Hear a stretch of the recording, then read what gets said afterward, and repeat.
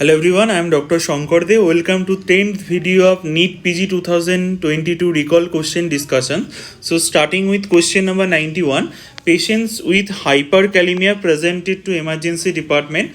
Which of the following drug to be used to shift the extracellular potassium into intracellular space? This was the question and the options were lactic acid, atropine, glucagon and epinephrine. As all of you know, epinephrine has some beta 2 agonist effect like other beta 2 agonists, salbutamol, tarbutaline. As all of you know, salbutamol, tarbutaline, formoterol or bambuterol, this drug has actions like this drug can cause hypokalemia. So beta 2 agonist drug can cause hypokalemia because they shift the extracellular potassium into intracellular space. So in this case, as epinephrine also acts on the beta 2 receptor, that's why epinephrine can cause shift of extracellular potassium into intracellular space.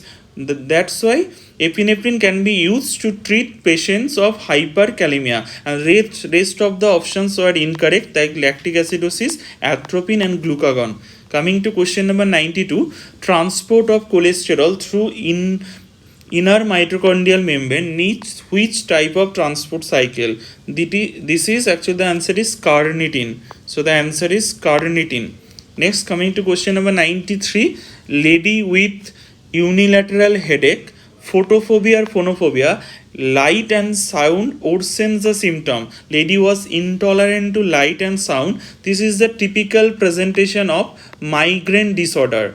Migraine disorder presented with unilateral headache with intolerance to bright light and maximum intensity sound. So what will be the immediate management? As all of you know, migraine disorder, some drugs are used for the management or immediate relief and some are used for prophylaxis. So in this case, topiramate is used for the prophylaxis.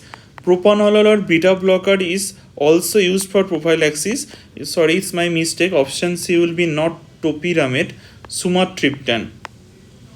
So as you all of you know, triptans or NSAIDs are used for immediate relief. So the answer is sumatriptan. I forget to mention about the option D. Actually, my juniors were not able to recall all the options. So the answer is triptan here, sumatriptan. Question number 94, mechanism of action of botulinum toxin. I think this was one-liner question. So as all of you know, what is the mechanism of action of botulinum toxin? Actually, this snare protein like SNAP25 or syntaxin, these proteins are required for exocytosis of acetylcholine from P-synaptic membrane into the neuromuscular into the junctional space. So pre-synaptic membrane to synaptic space. So this snare protein like SNAP25 and syntaxin. And what does botulinum toxin do? Botulinum toxin usually cleaves this protein. As written here, botulinum neurotoxin cleaves snare proteins, thus hampering the exocytosis. So exocytosis of ACH or acetylcholine is hampered. This is the main mechanism of action of the botulinum toxin. It hampers exocytosis of acetylcholine. So the answer will be, it decreases the release of acetylcholine from P-synaptic membrane by hampering the acetylcholine due to cleavage of some proteins, snare proteins. Next, coming to question number 95, patient is on theophylline for bronchial asthma. Features of some theophylline toxicity was mentioned. What is the mechanism of toxicity? Which pathway or chemical mediated? The answer will be adenosine A1 receptor pathway. So this will be the answer for question of theophylline toxicity. Coming to question number 96, road traffic accident. After road traffic accident, patient presented to the emergency, and this was the intervention that was done. One image was given. This was not the exact image that was given. Some kind of same type of image was given, and the question asked, two parts question were asked. one is the procedure done or intervention done along with indications or type of fracture the patient had.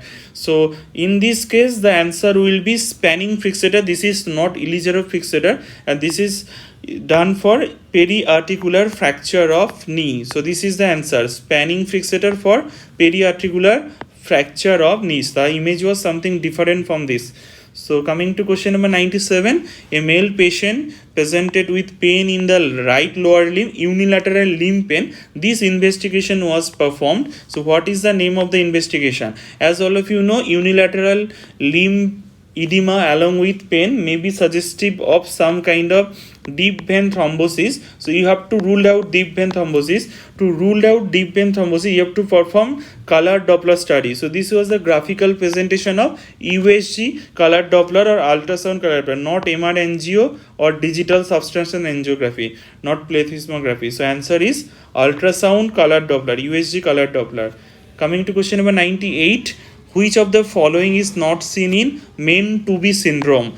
As all of you know, MEN2B syndrome, what are the components of MEN2B syndrome? It is medullary thyroid carcinoma and pheochromocytoma. So it doesn't involve the parathyroid gland. Parathyroid gland involvement is seen in MEN2A or Sippel syndrome, but it is not seen in MEN2B, associated with some other features like mucosal neuroma, Marfanoid habitus, ganglioneuromatosis, and megacolon. So these are the parts of components of MEN2B. So now look at the questions. Marfanoid habitus, yes, it is seen. Megacolon, toxic megacolon can be seen.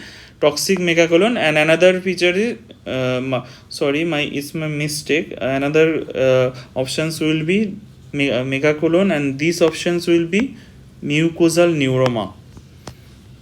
Mucosal neuroma. So mucosal neuroma. So Marfanoid habitus, megacolon, and mucosal neuroma seen, but parathyroid adenoma is not seen in case of MEN2B. It is seen in MEN2A syndrome or Sippel syndrome. Coming to question number 99, one photographer history of traveling to Africa. Which strain vaccine will be effective for this photographer?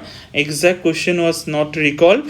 Sometime a similar type of question was there, and as Africa, as all of you know, Africa is endemic for the disease yellow fever. So any traveler before traveling to Africa should get the vaccine, yellow fever vaccine. And I think one image was there, though I am not sure, and this was showing Torres body, something Torres body, or either Torres body was mentioned or Torres body image was given. Which strain vaccine will be effective for yellow fever? The vaccine that will be effective strain will be 17D strain. So this is the answer for this question. Coming to question number 100.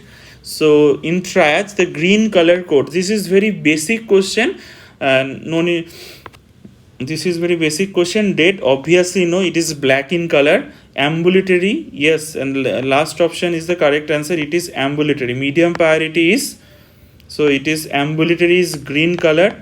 Medium priority is, I think, is yellow. Immediate priority is red, and dead patient is black. So the answer is ambulatory. So I have covered question number 1 to 100. So don't forget to subscribe my channel Dr. Shankar Dey for more videos related to NEET. So stay tuned and continue sharing the videos. Thank you very much for watching.